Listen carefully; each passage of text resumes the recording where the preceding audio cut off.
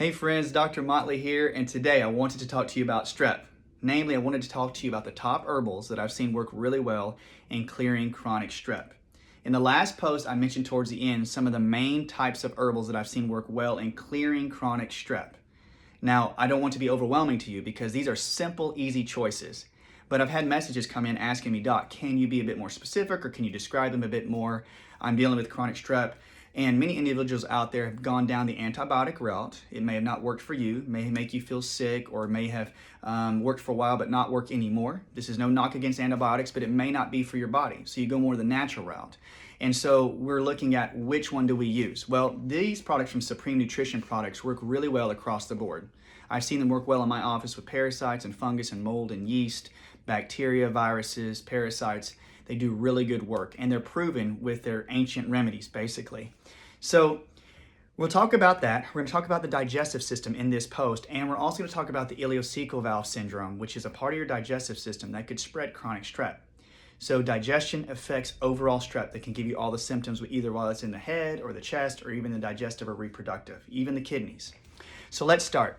Supreme Nutrition Products has really good information, really good research, all the contraindications that are listed on the website. And I want you to go and take a look at them because you want to be able to see what you're taking and investigate and make a wise choice. But these are some of the basic rules that I give my patients.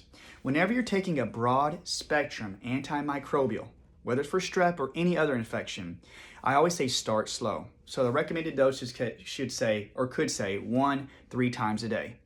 Usually I'll say take 1 a day or 1 every other day. So start slow. Don't take the full dosage. See how your body feels on that low dosage on 1 a day. Don't take all of the supplements that I mentioned on this list. You don't want to take all of them.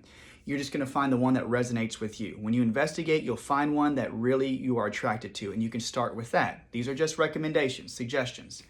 So you start slow, and that should help you with your bowel movements, should help you with sleep, help you have better sleep, and increase your energy. So some people will take a small amount and not feel much of a change. That's okay, because it's not giving you any type of IgG or any type of allergic reaction. If you take a small amount and it gives you any hives, outbreaks, any type of skin inflammation, chronic congestion in the throat, heart palpitations, or digestive issues, then I wouldn't use that product. It could be giving you a small type of allergic reaction. On the flip side, it could be a very potent capsule and make you over detoxify from the things it's killing off. Does that make sense? You could have strep, you take 1 pill and it's so effective, like killing it, that your body is releasing all the toxins within that strep and your liver and your colon can't take the toxic load and flush it out properly. So that could be the case too. So many individuals will say, well, doc, don't I want that to kill it off? You do want to kill it off, but you want to be able to what? Kill off, absorb the toxins to help flush it out. So you want to be able to kill and flush. So if that supplement's pushing it too much, it may be too much for your body. So I always say find the supplement that you can take very low, very easy, and it gives you those 3 positive signs, okay? When you start slow, then you can start to add 1 more in the day. Instead of taking 1 a day, you could do 2 a day or 2 times a day. That's a general rule.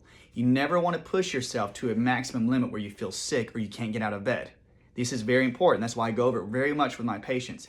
You don't want to be able to take, you don't want to have to take something and not be able to get up and function properly. You want to keep going. Yes, you can have a little sluggish feeling. Maybe you feel like you're detoxing a little bit, but you still want to be able to function. You want to have a little bit more energy when you take a supplement. That's why I test everybody in the office to make sure that it works for their particular unique genetic setup, each supplement. Maybe I'll use 1 herbal or a combination of 2, but I don't use all of them because it'd be too overwhelming to the system. All right, guys, don't be complicated. Start slow. See if it starts to give you a little bit more energy. You don't want to get over detoxification or any allergic symptoms. So we're going to talk about Golden Thread, Golden Thread Supreme. Golden Thread Supreme is Chinese coptis. It is one of the Chinese medicine's most common antibiotics, natural antibiotic. It's used for even with blood sugar. It's helped individuals with diabetes. It helps with joint pain. It is one of those overall antimicrobials that really effectively hits strep. I've seen it work well with H. pylori and with parasites. So they use this as a traditional antibiotic where if anybody comes up with any sickness in Chinese medicine, they give them Chinese coptis, Chinensis coptis. It's a really good product. It's very powerful. Their suggested dosage is 1-3 times a day, but I always say start slow. Start with 1. Now, the next one is going to be neem, Malia supreme. This is neem powder. It's an Ayurvedic herb that's used over 2,000 years. It's the same for the Ayurvedic medicine around in India and those types of areas where if anybody came up with any type of sickness, diabetes, blood sugar issues, heart conditions, any type of infections, they would give them neem because it was an overall antimicrobial cleanser and remover.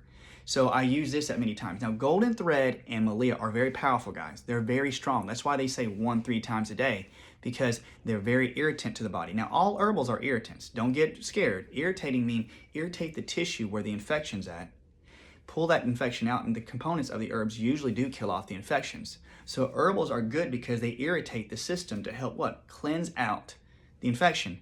In fact, if the supplement works for you and for that infection, that supplement has a frequency that resonates with the infection. You usually are taking something that can go in and is attracted to the infection because they have a resonant tone. Something in the pill is attracted to that infection to go and get it, kill it, and remove it. Isn't that pretty cool? So neem is very strong. It's an Ayurvedic herb. I see it work really well, so you want to start slow with that one as well, 1 a day. Morinda is noni. You've heard of noni juice or noni powder. Morinda is a good overall cleanser as well. It's used in Indonesia. It's used in the South Pacific, in the Philippines, even in India. They take a fruit, a morinda fruit, the outer shell, if it's very young, it's very bitter. They shave it. And so they shave and take the powder, make it to a capsule or to a fruit powder mix, and you can mix it up and drink it. But they found it's really good for digestive cleansing. If there's strep in the digestive system or in the bowels or in the reproductive area, it's really good in cleansing that out. So I usually tell patients to take it with food, because if you're really cleansing out parasites or strep within the gut, you could have an upset stomach.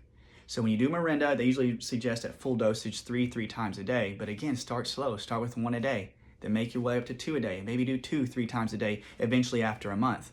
But you should notice the positive signs of the sleep, bowel movements, and good energy. So remember, Morinda could be work for you. Now, I usually find that Morinda is coinciding with parasites. So if you've had issues with strep and parasites, Morinda may be a good choice. Golden thread, back to golden thread, is good with strep and viral components. Neem, all over the board. It can do quite a bit of really good effect on all types of microbials. They all work well. They're all antimicrobial in broad spectrum. So the last one that I think I really want to mention to you is going to be Vital Guard, which is chrysanthemum. Now, chrysanthemum is really good with cleansing, but also in giving you energy. Helichrysum. So in Chinese medicine, it's mum flowers. They ground it up, they crush it up, and it's basically been seen safe to use with pregnant individuals, with nursing mothers, and with children. Now, I hadn't seen any contraindications. In fact, I've seen it work well on pregnant ladies and on little children. If they open up the capsule, put it in some, yogurt or some, I say coconut milk yogurt or almond milk yogurt or even applesauce for young individuals, they open up the capsule, stick it in there, and they let them take it down. Now, that works really well with young children.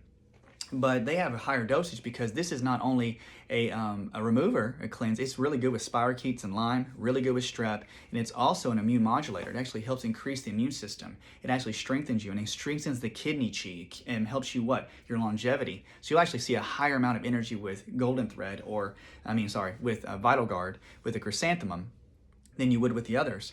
So sometimes I use that along with another herbal. So sometimes I use Vital Guard with golden thread. So it just depends on the person. Remember, start slow, guys, and then you can add in. And if you start to feel like it's really, really working well, keep an eye on it. If your body starts to tell you that, hey, I don't need this much more, listen to your body. Your body will tell you if you really feel good about taking it. Some people do self-muscle testing. Some individuals do the lean where you take a supplement and you lean forward and that means yes. Some lean back, says no. It's up to you guys, but I'd say this: if you have any questions and you have a great holistic practitioner, a kinesiologist or an acupuncturist or a general practitioner, ask them about it, see what they say about it, and see if they think it's good for you, all right? But if you're one of those individuals that likes to take health in your own hands, remember, start this thing slow, and you will see great results, guys. I'm telling you, you start to read the information, you'll see all the other supplements on that website, supremenutritionproducts.com, and you'll get interested, investigate it. Remember, I don't suggest all of these at the same time, not at all. I don't get any kickback from them. I just think they're great products because they're single ingredient dosages. And so you can take one and see how it affects you. If it doesn't do well, try the next one that you think that could work with you. Look at it and see what resonates with you. But these ones I've just mentioned have all been shown to help with gram-positive strep, and I've seen it work really well in my office. So if you're working with yourself, if your children ever need like any vital guard, what I always suggest is, remember, breaking them open, starting slow, and see how it effectively cleanses out the strep, and see if your sinuses start to clear up. And it may take, guys, a few months. So don't give up. If you feel good, these natural increases of energy and great bowel movements, what you want to do is keep going for a while, because then when you start to see the symptoms like the stuffiness or the throat issues, heart palpitations start to go away, you know you're cleansing them out. Remember, always seek advice if you have it available, and check out that website. Now, one thing is that strep can pass through the digestive system. If you ever cough it up and swallow it and get down to the digestive system, and if you have problems with leaky gut, because in a few posts I'm going to talk about SIBO, more leaky gut issues, then the strep can get through the small pores or the enlarged pores within your intestines and move out to your portal bloodstream around your intestines. That way it can spread all around the body. These supplements have been shown to help enter into the bloodstream and stay in the bloodstream and effectively kill off the strep. That's what the beauty of herbs are. They can actually stay in the bloodstream. So you don't take them forever. You just take them to get clean of the infections. But they have that effect. The constituents of the actual herb can stay in the bloodstream. Is that cool? You actually can heal up leaky gut with these herbals. I've seen it work really well. So we're going to talk about, in the next post, we'll talk about healing leaky gut with a couple of supplements that I really recommend. But I wanted to say that these help heal up the lining. They've been shown to do that. Also, ileocecal valve syndrome, guys. I hope this is helpful to you.